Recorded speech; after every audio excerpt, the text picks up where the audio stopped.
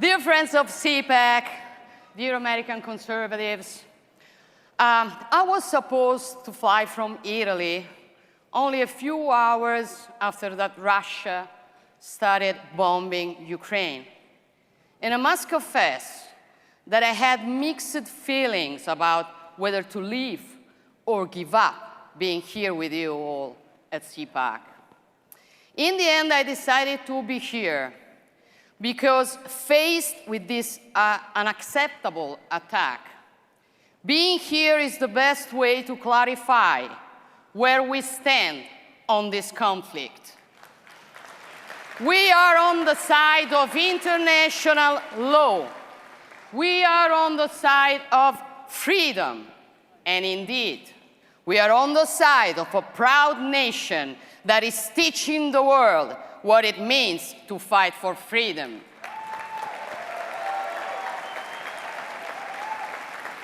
Of course, as many of you will agree, no one gets it out of my head that without the outrageous withdrawal of troops from Kabul yesterday, we would have never seen the tragic siege of Kyiv today.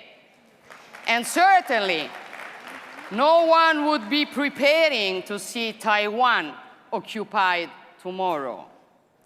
For in foreign policy, when it comes to defending strategic interests and core values, a display of weakness is not an option.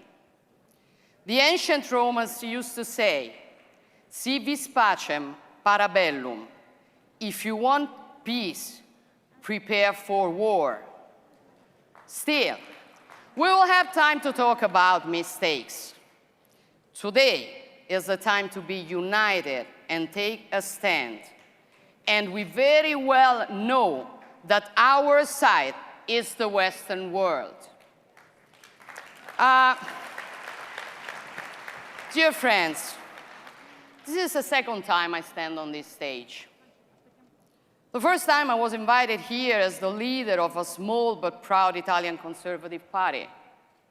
Today I address you as a president of the European Conservatives Party, a party that brings together 44 patriotic and conservative parties in Europe and the rest of the world, including the American Republican Party. And I address you as the leader of Fratelli d'Italia, which since then has grown to be the main Italian center-right party.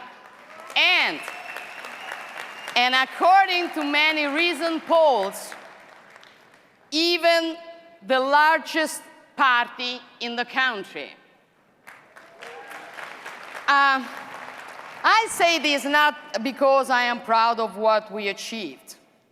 I say this because it shows that the truth of our ideas is ultimately what people are looking for. We live in a time in which everything we stand for is under attack. Our individual freedom is under attack. Our rights are under attack. The sovereignty of our nation is under attack. The prosperity and well-being of our family is under attack. The education of our children is under attack. In front of this, people understand that in this age, the only way of being rebels is to preserve what we are. The only way of being rebels is to be conservatives. We are gonna say it loud. We are not gonna care about the labels they stick upon us. We are fed up of a left that presumes to lecture us, even on what the right should be, what it should do, how it should behave, and even how it should define itself. The left would do better to try recovering its own identity. We on the right know exactly who we are and what we stand for.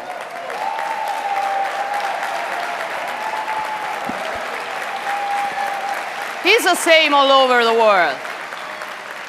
It's the same all over the world. So-called progressives use the power and the arrogance of their mainstream media to force their political opponents to change, to be allowed into their inner circles.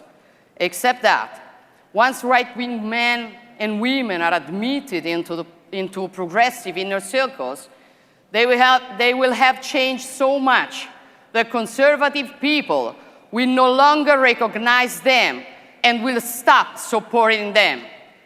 And that's exactly what they want. A right wing on a leash, irrelevant, and trained as a monkey. But you know what? We're not monkeys. We are not even rhinos. We won't be part of their zoo.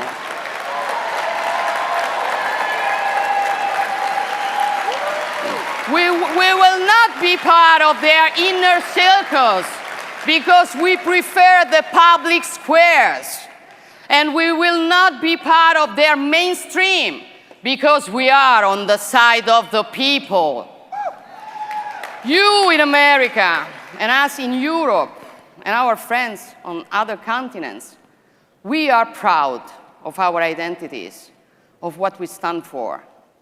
And we know that our adversaries operating globally, applying the same tactics and the same ideology to destroy our identities and what makes us who we really are.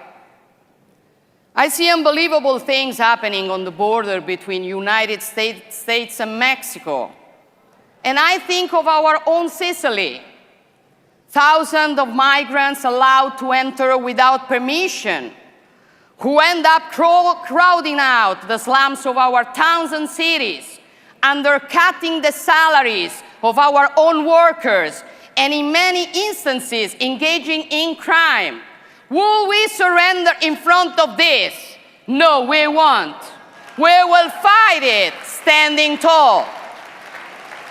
I see cancel culture fanatics, not only in the street violence, but also in our institutions, tearing down statues, tampering with books and comics, changing street names, accusing of guilt, a shared history that they would like to rewrite. We will surrender in front of this. No, we won't. We'll fight it head on.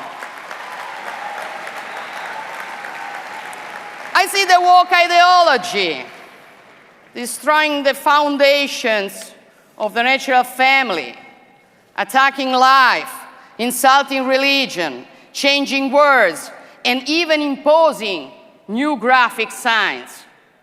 Only a few months ago, European Union bureaucrats wrote a document hundreds of pages long, telling us that in order to be inclusive, we had to exclude all references to Christmas.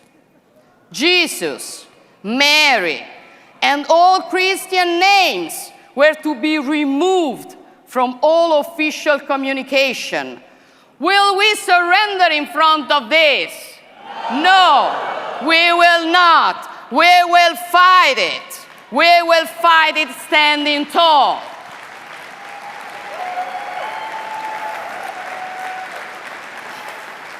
Each of us has a role to play in defending all these things. And the good news is that here, as in Europe, more and more people are choosing to react. They are reacting against their Chinese model, against their fake news media, against their politically correct dictatorship.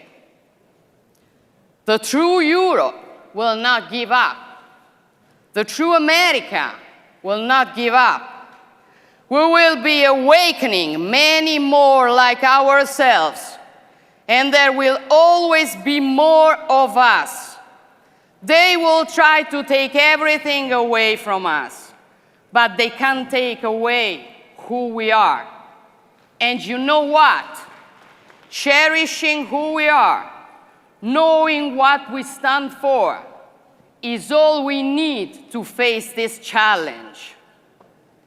Do not fear the truth, my friends. As a great conservative author like Gilbert Chesterton wrote, fires will be kindled to testify that 2 and 2 makes 4. Swords will be drawn to prove that leaves are green in summer. The time of that battle has come, but they will find us ready for the battle. Thank you very much.